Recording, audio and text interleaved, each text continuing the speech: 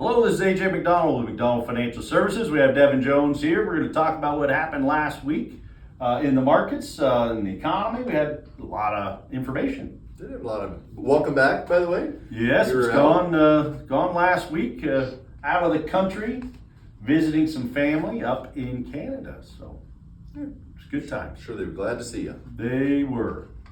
Nothing Also to talk probably about down here. Glad to see me leave, probably with my American accent. Yeah, exactly. Damn Americans.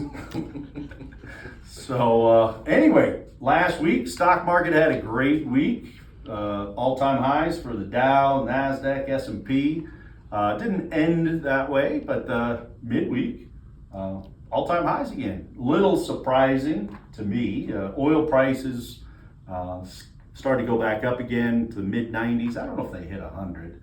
I don't know that they did throughout the week, but I did see, on Friday they were still hovering around 92. I think they came back down a little bit. So. Yeah. Things aren't going all that well in the Iran war. Nope. As I said last week, it's the craziest ceasefire I've ever seen in my life. So, but you're right, things are not going smoothly. President Trump has kind of lost one of those battles that he was, I guess, kind of up against. So. Which one was that? Well, the one with the House of Representatives kind of clipped his wings a little bit, maybe. Well, yes, they.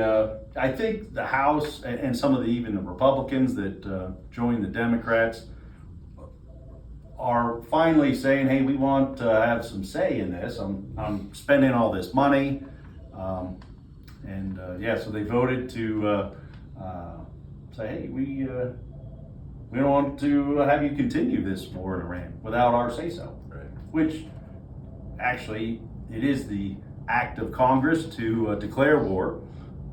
Now, we haven't done that in a long time, but still. Right. So that didn't go over very well. Israel is bombing the heck out of Lebanon and Hezbollah, which is supported by Iran.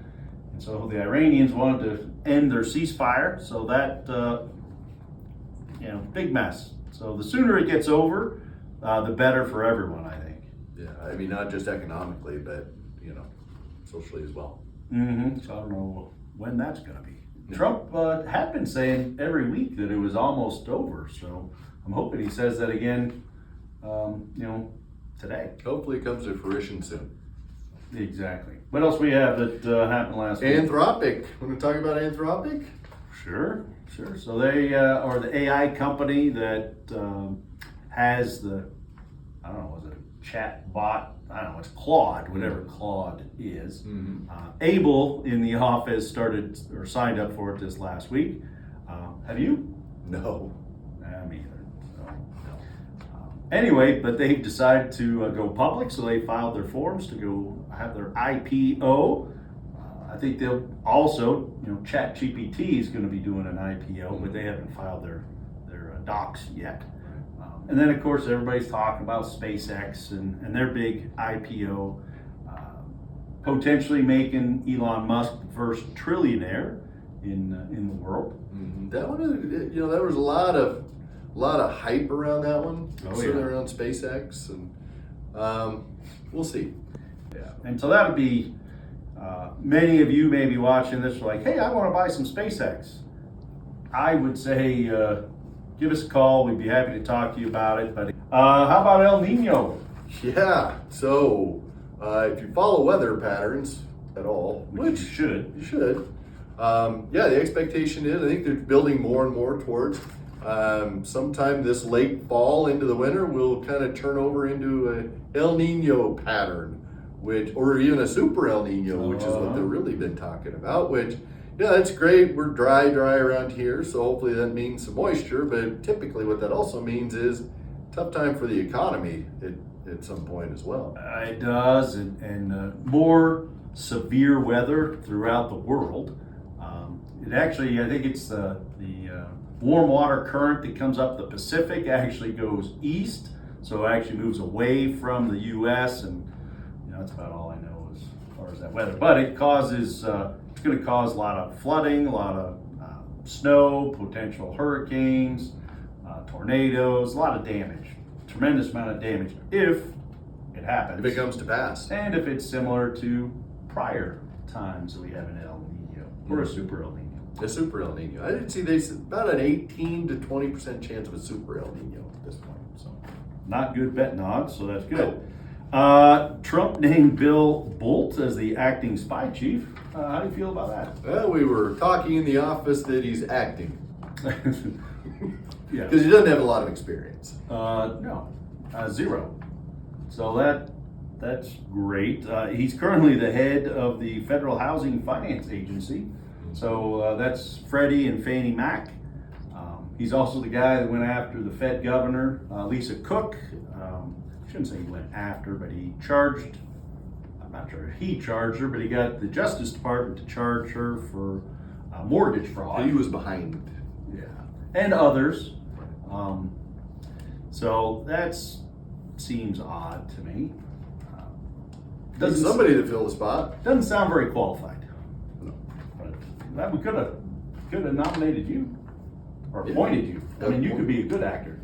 For sure. I mean, got You're as acting much- right now. got as much experience as this guy does. So absolutely. So then we had Trump also last week talking about increasing tariffs, kind of going a different angle. We'll see if that works. It was, I think, 10 to 15%. 10 to 15. So, he's tried a couple different ways. Supreme Court has vetoed those. This is new angle. I think this, I don't even remember the details, but we'll see if it works. See if it pans out. Lastly, let's talk about job report Friday. There's a job report that smashed what the expectation was. I mean, it more than doubled what the expectation of job starts was. I mean, it was a big number. So, Yeah. And conversely, the market did not like that. I mean, you spin this forward, right? And you can kind of go down the road of there are probably not going to be any rate cuts this year. Yeah, if you were holding your breath waiting for a rate cut, stop holding your breath because I don't think there's going to be a rate cut. The probability, if you take a look at if there's going to be a rate increase, continues to go up, and not just one, maybe a couple. Those of you that buy groceries, that buy fuel, you'll notice that costs have gone up. Of course, we talked about oil briefly a little while ago.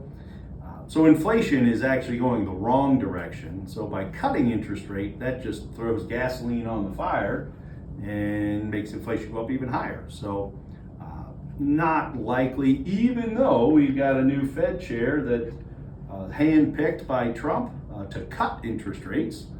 Kevin Walsh he's really in a tough position because the data does not bode well for an interest rate cut. Not at all.